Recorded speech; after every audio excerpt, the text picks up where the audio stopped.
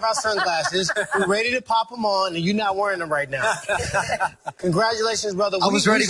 We saw you go for a lot of submissions. We're used to seeing you do your Darce choke, your head and arm triangle, everything from a front heel lock. Is this a part of your arsenal that we haven't really seen you submit from your back? Absolutely. The game plan was to get him so aggressive that he wanted to use so much energy. He had me pinned up against the cage, which I'm sure a lot of people were unsure of. But I had him in a can opener situation, which I use with a lot of different jiu-jitsu people, which takes a lot of energy out of them. I'm a veteran in the sport. I have a lot of experience. And I had a lot of hay stacked in that barn ready for it to go round 5. And I just kept my composure. And as soon as I felt that submission sink in, whether it was the arm bar, he reversed it. I knew it was going to be there all day. I had my feet on his hips. I just knew he was going to put a lot of forward pressure, and there was the triangle. Listen to the corners, and that was it. Yeah, well, Tony, first of all, congratulations, man. You know, I always like watching you fight. You went in there, you had a beautiful performance. Early on, you seemed to have your eye was bothering you a little bit. It seemed like you maybe got poked in the eye or hurt with a punch. What was going through your head there, and how bad was it bothering you early in that fight? I couldn't really see on about this way, about halfway out of my eye. Stuff happens in a fight. I mean, it is what it is. But a lot of experience that I have, I knew how to weather the storm. And he was just going to keep putting forward pressure. I knew he was going to try to take me down. And this isn't wrestling. I don't care about the takedowns. Go ahead and take them down, and you're going to stuff some elbows. You're going to feel everything that I'm going to have in my guard. Well, Tony, you and I were working together the night you and Kevin kind of kicked off your rivalry here on the air, and you seemed to really be talking to him during the fight as well. How much smack talk, how much of his smack talk maybe bothered you at all before this fight, and what were you saying to him during the fight? Well, he used all that energy. Something you're doing, do you take that into consideration throughout your training camp? Do you take time for yourself? Because you seem to be a really, powerfully willed person, and I respect you for that, man. You come in here, you say you're going to get things done. So my hat's off to you, first of all, for being like that. But how is that in training? What are some of the things that maybe you do that make you so mentally strong when you get into that octagon? Oh, man. I've mastered the basics. I've definitely mastered the basics. I've taken a lot of time to do that. But I have to do extreme types of things like take an ice bath instead of a cryo, go climb up a mountain, but instead of wearing nothing, I'm wearing a 50-pound pack. Once I get to the top, I'm doing different things that are just going to just keep it up here. I have all the tools that I need. What did Bruce Lee say? You fear the man that practices like one kick 1,000 times, not the man that knows 1,000 kicks. I have a lot in my arsenal. I have a very big toolbox, and I'm Mexican too, so I'm very willing to be able to use duct tape and brick when I have to, and really put my mind and my mental to it. So after the fight, you had some words for Conor McGregor. Of course, you're being asked about him over and over again. Do you think he has anywhere to go, or are you confident that he will be fighting you next? Check. Straight up, this is chess, man. You got nowhere to go. You're in check, so you need to defend. Don't vacate the thing, because you know what? This isn't about the money fight. What it is about pride, man. You don't want to see me holding your real belt, buddy. So you need to defend it. And if you want, go ahead and just leave it right there. Sit it down and just walk away, okay? Just sit it down and walk away. Nobody will get hurt. Do you get the impression that Conor will want a challenging fight like yourself, or that he will walk away from it? I know Conor. Conor's a gamer. He's an athlete. And as much as I talk and everything else, it would be the most impressive game fight in the world. And I feel that if he wants a game opponent, you can't go to Nate. Nate's not your game opponent. You want a righteous opponent. You want somebody who wants to talk. Look, I saved some of my best material. I was quiet this whole entire time, man. I was saving some of my best material for you, buddy. So if you start hearing things about Nate, will you start talking up, or do you feel like you've done the talking, though? That is the talk right there. This is what it's about. You have an interim title. I'm not hurt. I'm definitely not hurt. They didn't give me any disciplinary, no violation, no nothing. So if I'm not hurt, you need to defend, straight up. So that's in the rule book. UFC, I didn't write it. UFC did. Dana White has problem. We don't know what's next. I have titles to defend as well. I deserve to see the scorecards there. I think it was very close. 5 to 4, and then he was winning the 10th. I think 4 rounds, and then he had 5, and he was winning the 10th, and it stopped early enough. Like, even the referee, when he came into the blade dressing room, I can wrestle in clinches all day, or wrestle in grapplers all day, and I was like, mate, what are you even mentioning that for? Like, it's like, and he was when he was giving the instructions, he was looking right at me. I want a clear fight, and I was almost, before we started the fight, I was almost going to say, mate, he's in the fight as well, because he was hitting me when we were tied up as well. But I thought the ref did a great job from letting the fight play out. I just think the stoppage was a little early. Let me go out with my shield. Let me go down.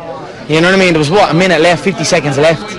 look very, very closely before you stop a fight of that magnitude. Not rattled once, so what can you do?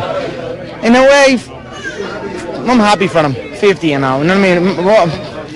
They rolled in and took the belt and took the money belt and all the things called. What way would that have been? So, what can you do? Fair play to him. I'll take my hat off to him every day. He was composed. I don't think he was as single shots. Good straight right hands to the body.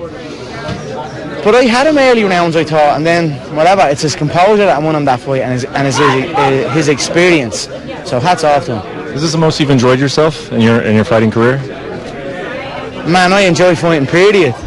All fights. I love fighting. I don't think. Have you interviewed me after a fight? I love a good knock. That was a good knock with a good, solid competitor. That's it. I was like, fair play to you. You kept composure. I thought I had you in the early rounds, but you kept smart. You kept composed, and you took me out towards the end. Fair play to you. But when I took you back in that first exchange, it would have been over there and then. That's the truth. Like he was throwing his right hand. He threw his right hand, and then he'd leave his frame here. And when his frame was on me, I'd peel and get to the back. I finished many fights early because I have prepared for the full distance. This is no different. I am prepared to go the full 12 rounds with this man, but I am also prepared to knock him out in 10 seconds, and it would not surprise me if that happens. So it wouldn't be the first time. It wouldn't surprise you if you would knock him out in 10 seconds? 10 seconds into the fight. It would be my third fastest KO in my career. And you think that's a realistic possibility? I believe so. Size, reach, power, precision, all in my favor. I hit you, you fall. A broken man. What was your message to him on the stage there after the weigh-in? He can't keep up with me and my pace. No way. I'm gonna run through him. How do you think this fight will go? Tell the world how you think this fight will go. What? Knockout. He's gonna be stiff. He's gonna go like this, and then he's gonna hit the floor at 100 miles an hour, like they all. You would care to? First of all, I would prefer back. Down in the history books, Conor. That's me. That's What do you say? I am down in the history books. I'm going down in the history books. I've dominated the UFC, and I will dominate boxing also. It has never before been done, so that's where I'm going, down in the history books. I mean, I ain't never known a man to make hundreds and hundreds of millions that's a loser. How are you feeling right now? What is your prediction leading towards? I believe you'll be unconscious inside 1 round. If we were to get it on, I would most certainly dismantle him also. Oh, wow. All right. You're not excited by all this. Don't act like you're not excited by all this. He's a sick of the boxing game, you know it. He's a sick of everyone in the boxing game. Same shit, same boring shit. You are all highly excited by this on the boxing side. So I just want to say to all of boxing, it's okay to love me as much as I love me. It's okay.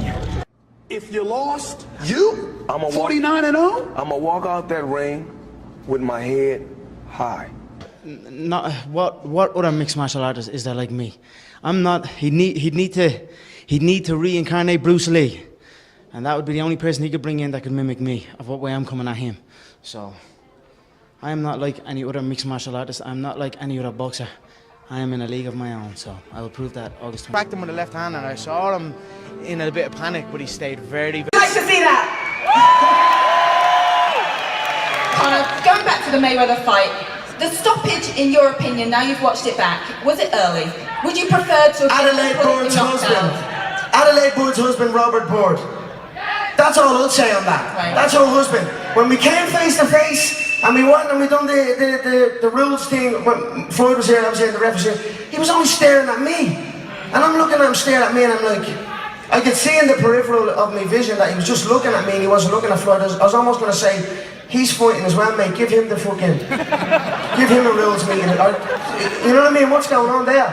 Every time we tied up, he literally wrestled me off him. So, I don't know, it is what it is. I knew I was not going to get a fair shake out there. I thought it was an early stoppage. How the fuck can you stop a fight when there was no knockdowns or nothing previous? The round before, I almost had him dropped. I hurt him to the body. I hurt him to the body the round before. So how the fuck can you, like round 10, then stop it like that when there's a first sign of a wobble? Nah, man, you've got to let these fights go on.